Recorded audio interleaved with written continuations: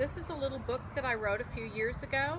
I'm Margaret Aycock, and this is Clair Goes Foraging, and it's for sale on my blog that is clairgoesforaging.com. I'm going to read it for you. And we'll start with the first picture in the book.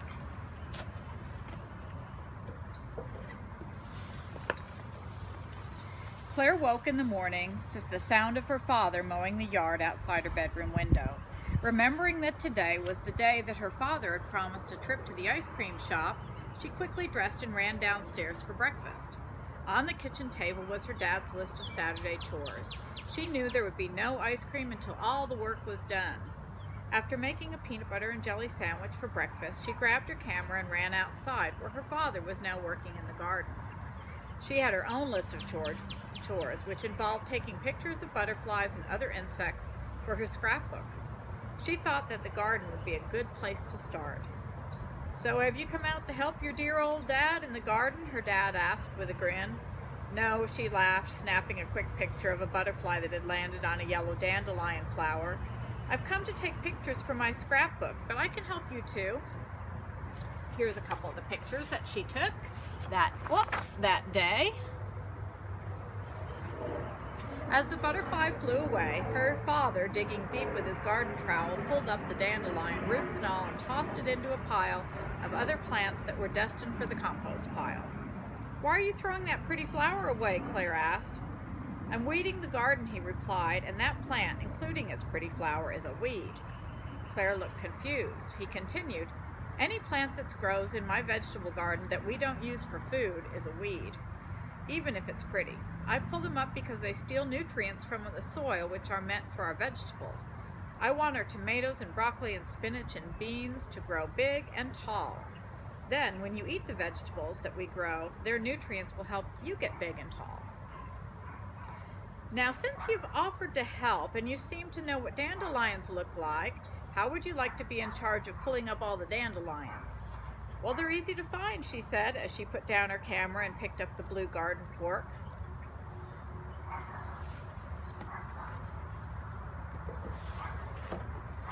Oh, there we go.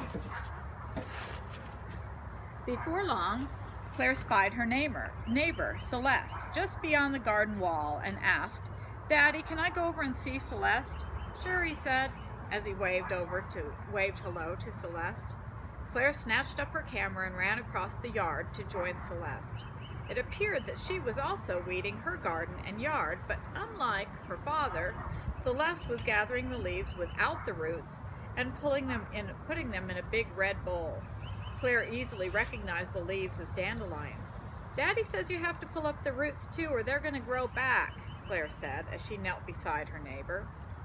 "That's true," answered Celeste, "but I want them to keep coming back because the tender leaves and buds are very nutritious. I'm picking some for a salad that I'm making for supper." Claire was puzzled. As she looked at the red bowl, she recognized other plants that looked like the ones that her father had just thrown into the compost pile. "I thought all those plants were weeds," Claire said as she pointed to the greens gathered in the bowl. "Well, some people nowadays seem to think so, but your ancestors and mine ate them all the time. They survived on food that they found by foraging in the woods, and the prairies and the lakes and the streams. The earth provided for them very well. If it had not, you and I wouldn't be here at all.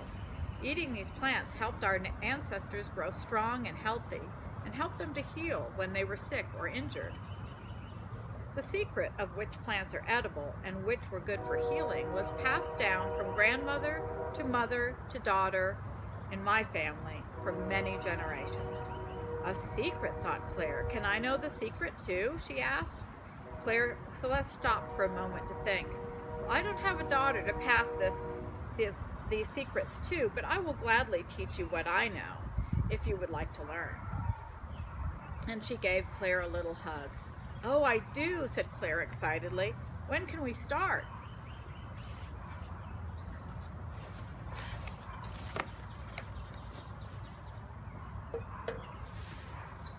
"Right now, if you'd like to," said Celeste. "You could start by helping me gather some wild plants for tonight's supper. Do you think your dad would like a home-cooked meal tonight if you and I work together to prepare it? I think he would, Claire said, but hesitated. Maybe we shouldn't tell him that we're eating weeds. She smiled. As Claire ran across the yard to ask her father if she could spend the day with Celeste, Celeste called across the wall to him. If you would let me borrow Claire for the day, we can promise a delicious meal for all of us for supper tonight. I'm sure Claire would love that, and dinner sounds great. What would you like for me to bring? He asked. Why don't you surprise us with something from your garden? And we'll surprise you with something from my garden, she suggested. It's a deal, he said. I see you have your camera, Claire. That will be a great tool to help you remember the different plants that I'm going to show you. Claire thought out loud. Maybe I could put them in my scrapbook too, with their names and how to cook them. Celeste smiled at her willing student. That's a great idea, Claire, and I can help you with that when we go inside. Are you ready to take your first picture? Let's start with something you already know, the dandelion. Why don't you take a picture and later I will give you the recipe for the wilted dandelion green salad that we're going to have for supper tonight.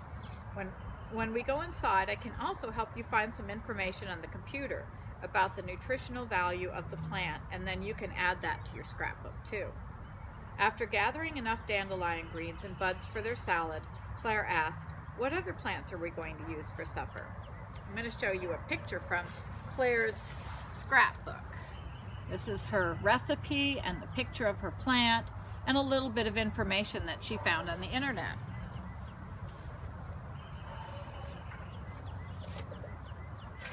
I should also mention that Claire is my great niece, and the pretty girl who plays the part of Celeste is a friend of mine called Charissa. We need to gather several different greens for a casserole and some for a second salad. We'll also gather some wood sorrel and sumac berries for lemonade, she said as she started across the far side of the lawn. They headed towards a group of short tree-like plants with big clusters of bright red berries on them. Let's start by gathering some of these pretty red sumac berries.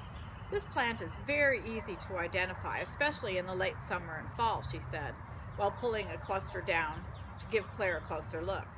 She picked one of the berries and handed it to Claire. Touch your tongue to this and tell me what you taste. Surprised, Claire said, well, it tastes just like lemons. Celeste suggested, let's put some of them in our bowl, and I will show you another plant that is tangy like a lemon. Claire paused to take another picture for her scrapbook before following Celeste to the edge of the lawn. And here's a picture of Claire, and that's her taking a picture, of the sumac. And here is Claire's little scrapbook page. She put down a recipe for sumac. She put down a recipe for lemonade. We still need wood sorrel for the lemonade also. See if you can find a plant that reminds you of a three-leaf clover or a shamrock, said Celeste, as she paused near a patch of plants that had bright green leaves and little yellow flowers. Claire remembered looking for four-leaf clovers with her friend who thought that finding one would bring good luck. And here's what they look like. That's a picture that Claire took.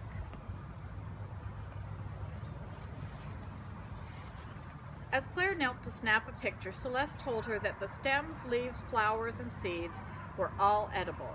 Hearing that, Claire popped a leaf into her mouth, and she puckered her lips and made a face. It tastes sour like lemon too, she exclaimed. Yes, it does, and that's why I often use it in recipes that call for lemons, like lemonade. Let's gather a few of the leaves for our lemonade, and then we'll find some other ingredients for our casserole. Now we're going to look for one of my very favorite greens. I like it because it grows all summer and into the fall and just keeps getting bigger and bigger and bigger. I'll give you a little hint to help you find it. It's the tallest plant in my yard except for the trees, and see if you can spot it. Claire pointed to the far side of the yard where she spied a plant that was taller than her dad. It had light, dusty, bluish-green leaves all over its many branch-like stems. You're exactly right, said Celeste. You have found my lamb's quarters. We will need a lot of them for the dish that we're going to make. When we look this up on the computer, you will see how very nutritious this plant is that has the funny name. Just then, Celeste stopped as she saw something at the edge of the garden. Oh my, what a find! This is purslane, the most nutritious of all my wild treasures. It's even more nutritious than any of the greens that grow in your dad's garden. I'm going to just show you the page that she did with lamb's quarters in it. And then we'll turn the page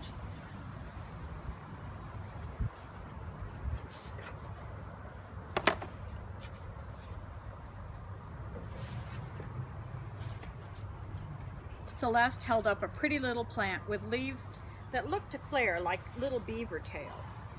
We'll have to make a very special little salad with purslane for dinner tonight, said Celeste. There are many other plants that grow wild in our yards that we can pick another day, but I think we have gathered enough for today. Let's take these into the house and get started.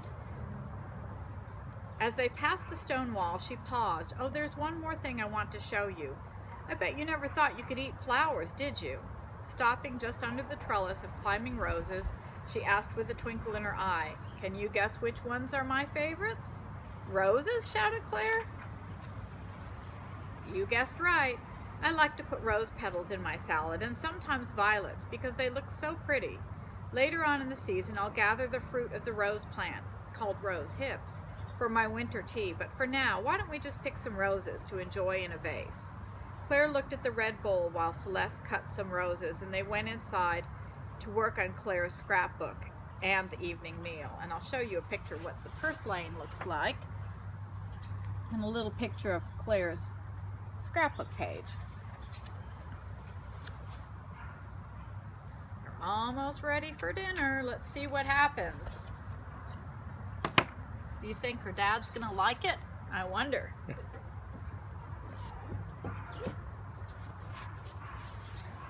That night, Claire's dad arrived with a big vegetable casserole to add to the wonderful dishes created by Celeste and Claire.